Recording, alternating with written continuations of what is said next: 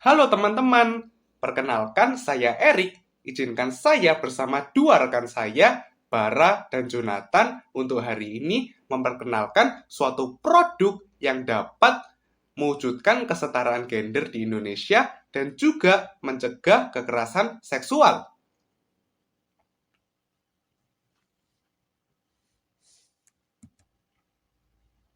Ketidaksetaraan gender dan kriminalitas seksual adalah permasalahan yang serius di skala global dan ini membutuhkan perhatian yang sangat mendesak. World Health Organization mengatakan bahwa 1 dari 3 perempuan di seluruh dunia telah mengalami kekerasan fisik atau seksual. Bahkan, Komnas Perempuan mengatakan bahwa kasus kekerasan seksual meningkat 14% di Indonesia pada tahun 2020 dibandingkan dengan tahun-tahun sebelumnya. Ini adalah hal yang sangat memprihatinkan dan membutuhkan perhatian yang sangat mendesak dan harus segera diselesaikan.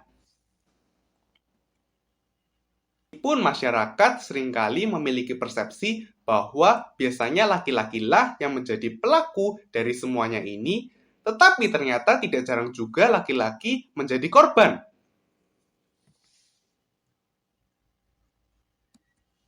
Dalam konteks kriminalitas seksual, seharusnya semua orang dilindungi oleh hukum. Setiap orang berhak atas perlindungan dan keadilan hukum untuk hal ini. Tetapi sayangnya, ini belum sepenuhnya terwujud. Padahal, pasal 28D ayat 1 UUD 1945 mengatakan bahwa setiap orang berhak atas pengakuan, jaminan, perlindungan, dan kepastian hukum yang adil dan perlakuan yang sama di hadapan hukum. Indonesia sendiri hingga saat ini sedang berupaya keras untuk mewujudkan kesetaraan gender melalui program pembangunan yang tertuang dalam RPJPN dan RPJMN.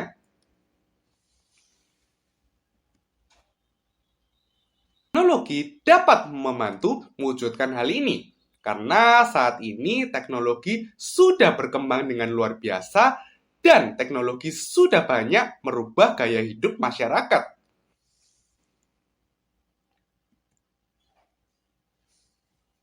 Bentuk inovasi solusi yang kami tawarkan adalah sebuah aplikasi kesejahteraan dan keadilan gender yang di dalamnya terdapat fitur-fitur yang dapat membantu mewujudkan kesetaraan gender dan membantu melindungi setiap orang dari segala bentuk kekerasan. Baik, di sini ada inovasi ide, jadi di mana safe harbor ini dirasa perlu untuk dimunculkan di masyarakat karena beberapa faktor yang akan kami sebutkan dan dengan analisis dengan kondisi masyarakat saat ini. Yang pertama ada kebutuhan pasar, jadi kesenjangan dalam pasar untuk aplikasi yang mempromosikan pertumbuhan dan pemulihan bersama. Jadi di lingkungan masyarakat saat ini diperlukan platform yang tidak hanya memberikan bantuan mental dan emosional, tapi juga mempromosikan proses pertumbuhan dan pemulihan bersama. Lalu ada keamanan digital, kebutuhan untuk meningkatkan lapisan keamanan digital untuk memastikan perlindungan optimal bagi pengguna. Jadi dalam konteks ini, kebutuhan yang teridentifikasi adalah untuk meningkatkan standar keamanan digital. Hal ini termasuk memperkuat enkripsi data dan menerapkan kebijakan privasi yang lebih ketat. Tujuannya adalah untuk memastikan perlindungan yang optimal bagi pengguna dalam lingkungan digital. Lanjut, ada keadilan kesetaraan gender. Terdapat kesenjangan dalam pemahaman dan implementasi keadilan kesetaraan gender sebagai bagian integral dari strategi penanganan kriminalitas seksual. Jadi ini menunjukkan bahwa ada perbedaan antara apa yang dipahami tentang pentingnya kesetaraan gender dalam menangani kasus kriminalitas seksual dan bagaimana hal itu diimplementasikan dalam strategi atau tindakan yang sebenarnya. Lalu ada pelayanan dukungan, kebutuhan untuk menyediakan pelayanan dukungan yang holistik. Jadi di masyarakat sekarang diperlukan suatu upaya untuk memberikan layanan yang lebih lengkap yang mencakup konseling online, panduan hukum, dan akses ke kelompok dukungan seperti itu. Lalu selanjutnya ada kesadaran masyarakat. Jadi di sini ada 3 aspek. yaitu upaya lebih lanjut untuk mengurangi stigma, meningkatkan pemahaman masyarakat, dan mendukung penciptaan budaya yang mendukung para korban. Jadi di sini diperlukan upaya terus-menerus dan kolaborasi dari berbagai pihak yang diperlukan untuk mengisi kesenjangan ini agar dapat mencapai tujuan yang diharapkan. Lalu selanjutnya ada data dan penelitian. Jadi kebutuhan untuk mengumpulkan dan menganalisis data yang lebih komprehensif. Dengan pengumpulan data yang lebih luas, seperti statistik yang lebih mendetail tentang kursus, profil, pelaku, dan faktor risiko yang terlibat, para pemangku kepentingan akan memiliki landasan yang lebih kuat untuk merancang program pencegahan yang lebih efisien, serta membangun strategi penanganan yang lebih responsif terhadap korban. Lalu selanjutnya ada keterlibatan pengguna, yaitu pengembangan strategi keterlibatan pengguna yang lebih efektif yang menginspirasi partisipasi aktif dan kolaborasi. Jadi strategi ini bertujuan untuk mendorong pengguna untuk terlibat secara lebih intens dan berkolaborasi dalam lingkungan atau platform yang disediakan dengan memanfaatkan fitur-fitur yang memungkinkan interaksi berbagi atau kolaborasi antara pengguna.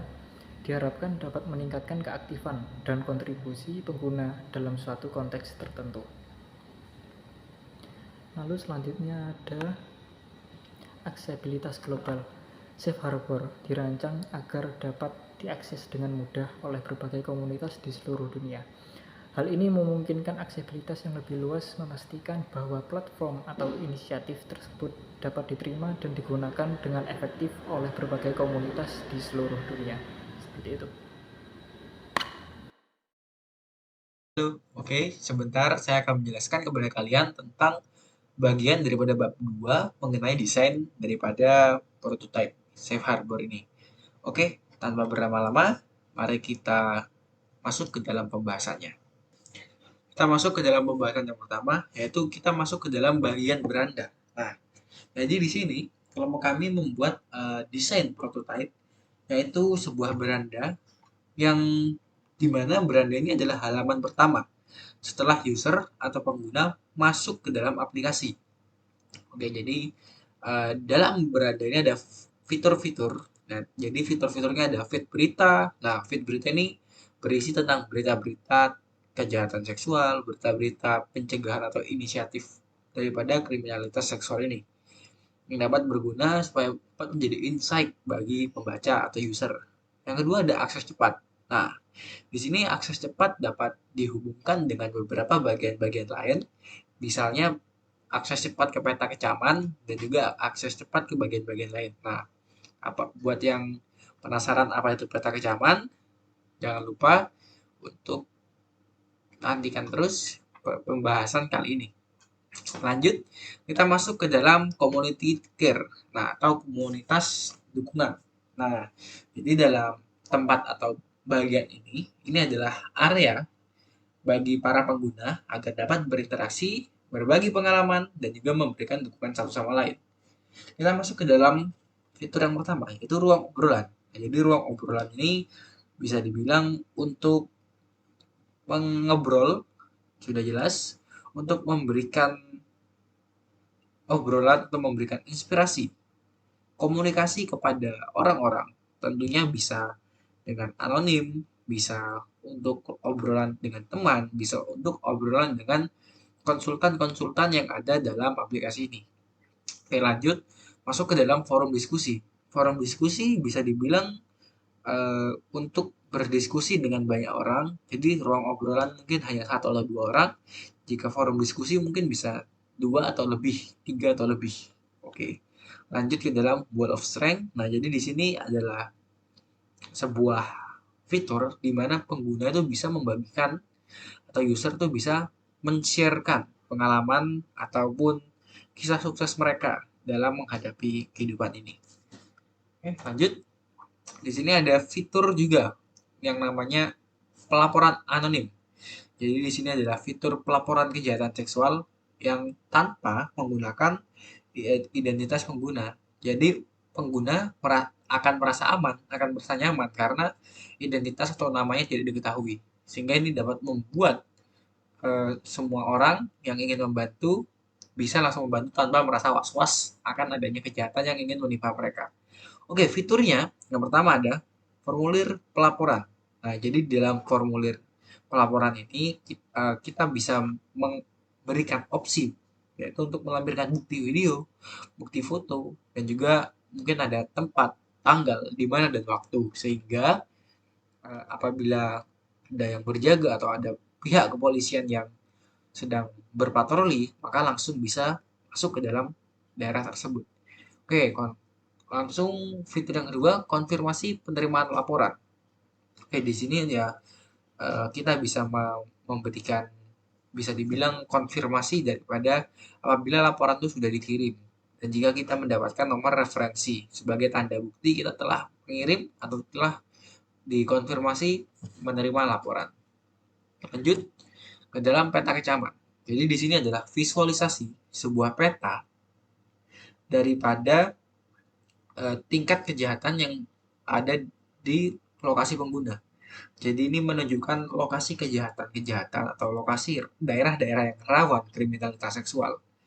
Oke, bisa bilang sebagai tanda atau penanda supaya kita atau user diharap jangan untuk lewat ke sana.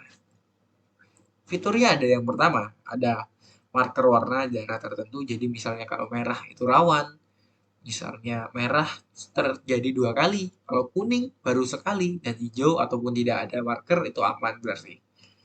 Nah, dan juga ada filter. Filter ini bisa dibilang untuk membatasi atau mencari dengan syarat-syarat mungkin ada waktu, karena ada tanggal. Jadi misalnya waktunya ingin cari yang baru-baru aja, berarti mungkin fitur atau filternya bisa dibuat dalam satu minggu, 1 hari, seperti itu.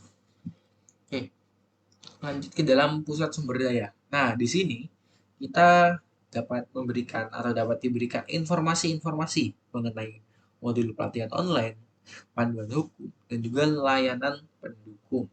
Seperti misalnya ada konsul, bisa dalam pusat sumber daya. Lanjut, nah ini ada dukungan chat. Di sini kita diberikan opsi atau bagian supaya kita dapat mengobrol langsung dengan konselor atau relawan dukungan. Fitur utamanya ini ada anonim.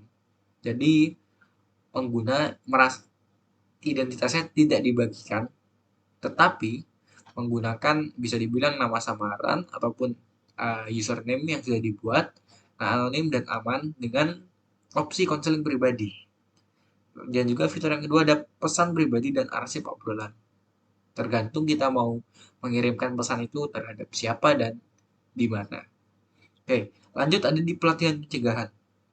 Oke, jadi di pelatihan pencegahan ini kita diberikan video, kita diberikan kuis dan sumber daya interaktif supaya user dapat melihat dan juga dapat mencari insight yang sudah diberikan dalam aplikasi ini.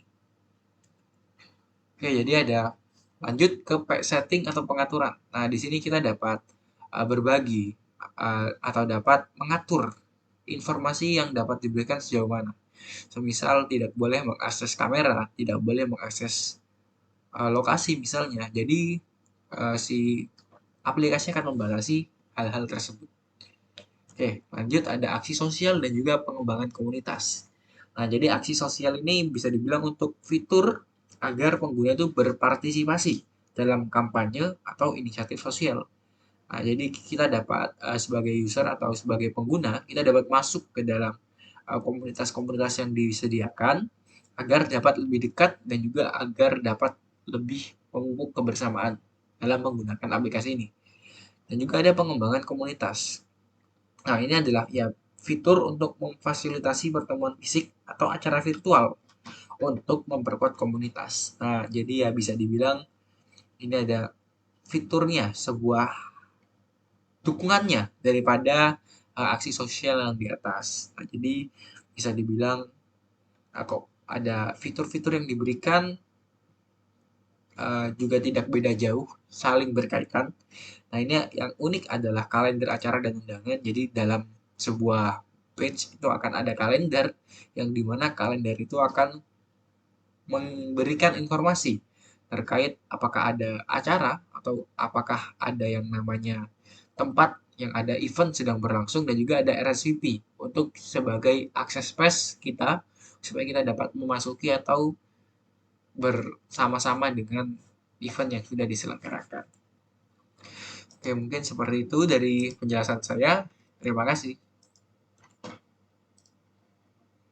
Di sini saya akan menjelaskan kepada kalian tampilan awal aplikasi. Nah, jadi sebelum user masuk ke dalam suatu aplikasi atau menu, nah user ditampilkan sebuah opsi ingin masuk menggunakan email atau membuat masukkan akun.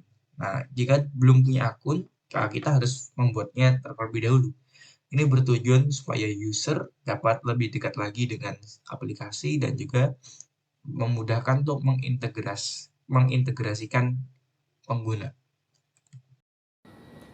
Lalu ada fitur laman beranda, di mana laman beranda ini berisi tentang daftar fitur-fitur yang ada di dalam aplikasi Safe Harbor. Jadi setelah memasuki tadi yang memasukkan akun tadi, maka akan langsung muncul fitur beranda ini, di mana berbagai fitur yang ada dan disediakan oleh Safe Harbor ditampilkan pada layar ini sebelum memilih fitur yang terlebih khususnya.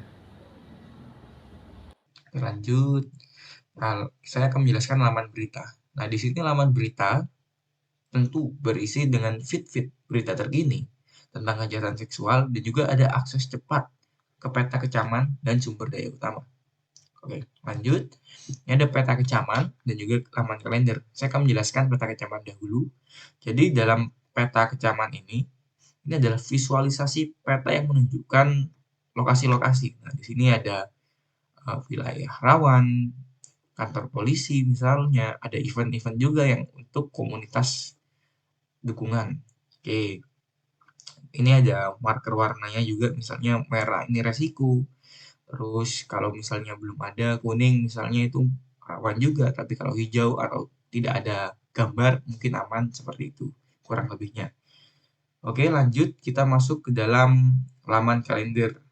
Nah, di laman kalender ini kita diberikan fitur untuk memfasilitasi pertemuan fisik atau secara virtual. Nah, ini ya bisa dibilang untuk komunitas ini lebih lagi dekat. Nah, jadi ini ada petanya, akses cepat ke peta. Dan juga di sini ada fitur RSVP. Sudah saya jelaskan untuk mendatangi sebuah event offline atau online sebagai tanda masuk atau tiket masuknya. Oke, ini juga ada filter waktu dalam peta kecaman yang dapat dapat kita sesuaikan. Oke, lanjut. Nah, di sini ada RSVP apabila kita mau masuk ke dalam suatu pertemuan, nah, maka diharapkan kita mengisi RSVP dan juga mungkin sebagai bukti atau undangannya akan diberikan secara email. Oke, lanjut ke dalam modul pelatihan. Nah, di modul pelatihan ini kita diberikan suatu modul jelas, bisa dalam video, ada kuis, dan ini ada e-book misalnya. Nah, dan setiap modul yang sudah diselesaikan akan mendapatkan sertifikat atau achievement dalam akun tersebut atau pengguna tersebut. Lalu ada laman pengembangan komunitas. Laman ini ialah berupa suatu laman chat dengan user Safe Harbor lain, atau itu bisa juga dibentuk suatu grup.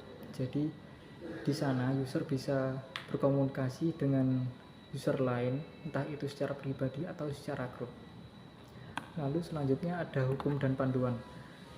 Di laman ini disediakan berbagai literasi tentang hukum dan panduan mengapa dan bagaimana orang itu bisa mendukung untuk program kesetaraan gender ini.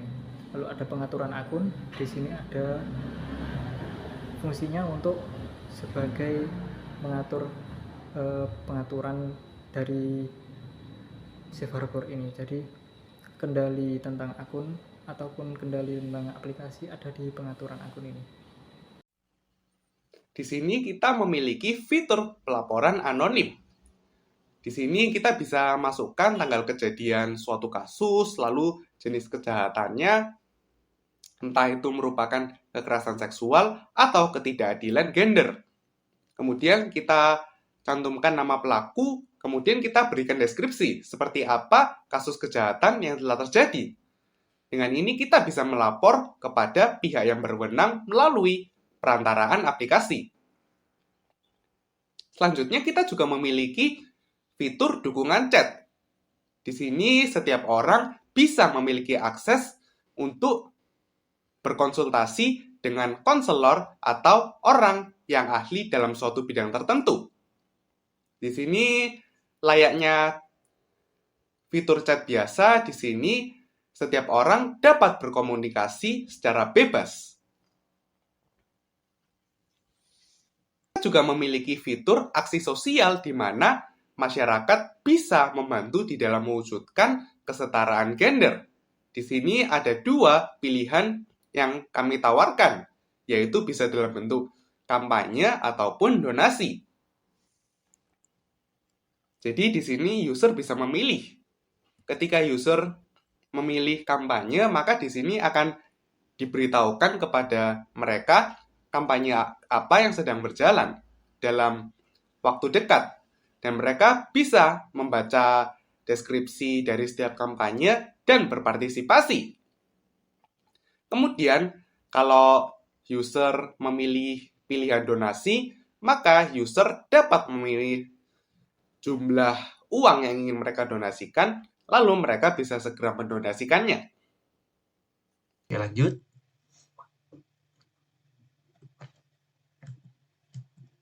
Oke, sekian dari penjelasan saya. Terima kasih.